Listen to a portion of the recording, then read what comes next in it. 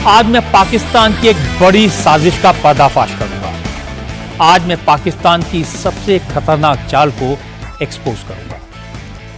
आप ये जानकर चौंक जाएंगे कि पाकिस्तानी फौज ने पवित्र गोल्डन टेंपल पर हमले की साजिश रची थी।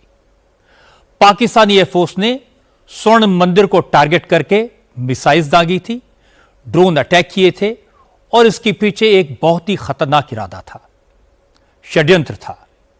गोल्डन टेंपल को नुकसान पहुंचे और इसके बाद पाकिस्तान यह इल्जाम लगाए कि भारतीय फौज की मिसाइल्स स्वर्ण मंदिर पर गिरी। इंडियन आर्मी ने गोल्डन टेंपल को अटैक किया। पाकिस्तान की नापाक साजिश पूरी शिद्दत के साथ की गई। गोल्डन टेंपल पर मिसाइल से अटैक किया गया। उसी रात पाकिस्तानी फौज के प्रवक्ता ने बयान दिया था कि भारतीय सेना की 5 मिसाइल्स अमृतसर में गिरी हैं। इसके बाद पाकिस्तान की फौज ने उसी वक्त यह झूठा दावा भी किया था कि इंडियन आर्मी ने ननकाना साहब गुरुद्वारे पर मिसाइल से हमला किया है। लेकिन भारतीय फौज मुस्तैद थी, भारत का मीडिया अलर्ट था। पाकिस्तान की कोई चाल कामयाब नहीं हो पाई, क्योंकि न तो हमारी फोर्सेस ने श्री ननकाना साहब पर हमला किया और न ही पाकिस्तान की एक भी मिसाइल को पवित्र स्वर्ण मंदिर तक पहुंचने दिया।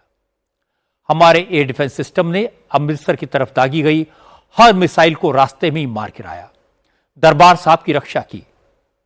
आज इस बात के सबूत सामने आए कि यह साजिश बहुत बड़ी थी, बहुत खतरनाक थी।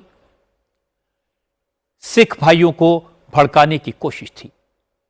और यह समझना जरूरी है कि हमारी फौज के पराक्रम के सामने पस्त हो चुकी पाकिस्तानी आर्मी किस हद तक गिर गई और पाकिस्तान की फौज की इस साजिश का खुलासा कैसे हुआ।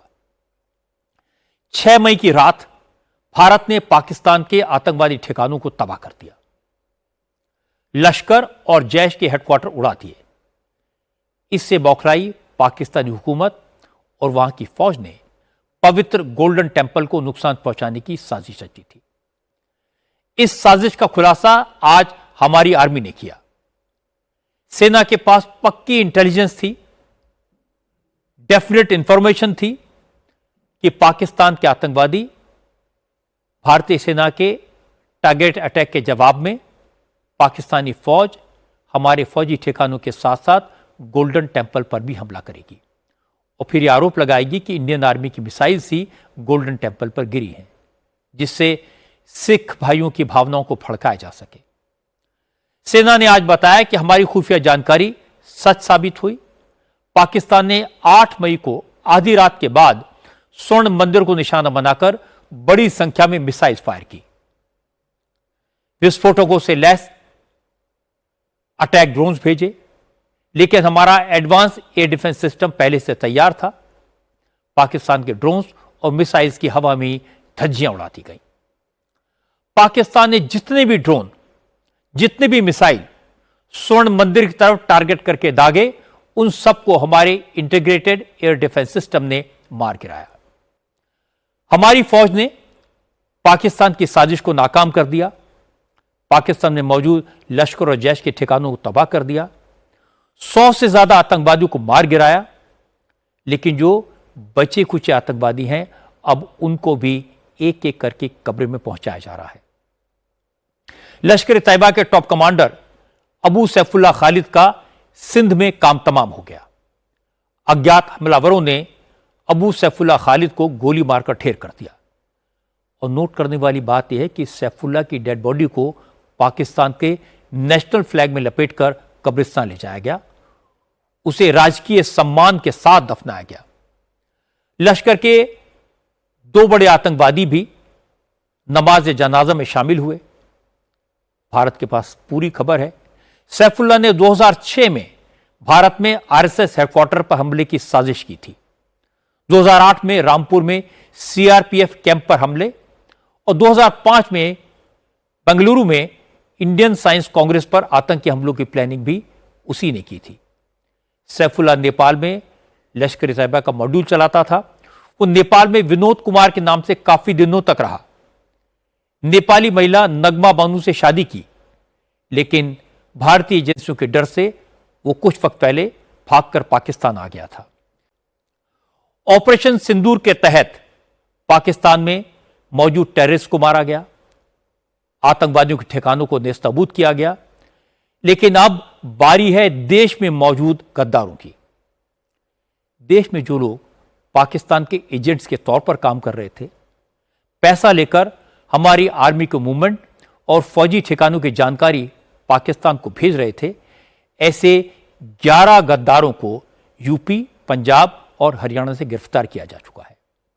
इन लोगों से पूछताछ में कई चौंकाने वाले खुलासे हुए हैं। पता चला कि दिल्ली में पाकिस्तान का हाई कमीशन जासूसी नेटवर्क का सबसे बड़ा अड्डा है। पाकिस्तानी हाई कमीशन में तैनात अफसर वीजा लेने पहुंचे हिंदुस्तानी लोगों को जासूस के तौर पर रिक्रूट करते थे। किसी को मुफ्त में वीजा देकर, किसी को पैसे का लालच देकर सेना के ठिकानों की जानकारी इकट्ठा करने के काम में लगाते थे। हरियाणा से पकड़े गए पाकिस्तान के जासूस मोहम्मद तारिफ ने बताया कि वो हाई कमीशन के कुछ अफसरों की मदद से 3 बार पाकिस्तान जा चुका है। मोहम्मद तारिफ हरियाणा में नू जिले के तावड़ू गांव का रहने वाला है। मोहम्मद तारिफ ने पुलिस को बताया कि 2018 में वो पहली बार वीजा इंटरव्यू के लिए पाकिस्तान हाई कमीशन गया था। वहां मौजूद एक अफसर आसिफ ने वीजा के बदले 2 सिम कार्ड लाने को कहा और इसके बाद पाकिस्तानी हाई कमीशन ने उससे कहा वो जितने लोगों को वीजा के लिए लाएगा उनसे जो पैसा मिलेगा उसका आधा हिस्सा उसे भी देंगे। मोहम्मद तारिफ ये काम करने लगा। उसके बाद पाकिस्तानी हाई कमीशन के अफसर जाफर ने उससे कहा कि वीजा दिलवाने से उसे कुछ हजार रुपए मिलते हैं, लेकिन अगर इंडियन एयरफोर्स से जुड़ी सेंसिटिव इंफॉर्मेशन लाकर देगा तो उसे लाखों रुपए दिए जाएंगे। मोहम्मद तारिफ लाखों रुपए के चक्कर में फंस गया। आर्मी और एयरफोर्स के मूवमेंट और दूसरे ठिकानों की पिक्चर्स पाकिस्तान हाई कमीशन को सप्लाई करने लगा। लेकिन एक और मुश्किल है, अब हमारे देश में कुछ नेता ऐसी बयानबाजी कर रहे हैं जिससे उन्हें पाकिस्तान में वाहवाही मिल रही है।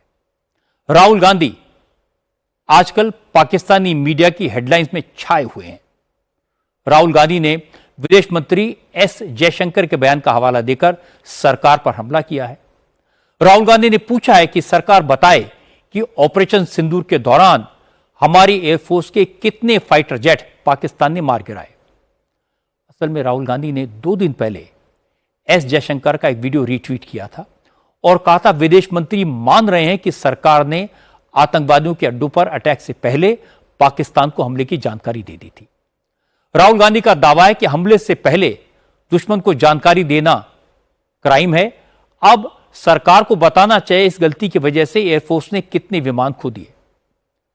राहुल गांधी ने आज यह सवाल एक बार फिर एस जयशंकर से किया।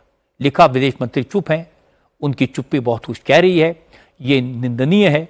इसलिए वो फिर पूछेंगे कि हमारी एयरफोर्स ने कितने विमान खो दिए, क्योंकि पाकिस्तान को ऑपरेशन के बारे में पता था।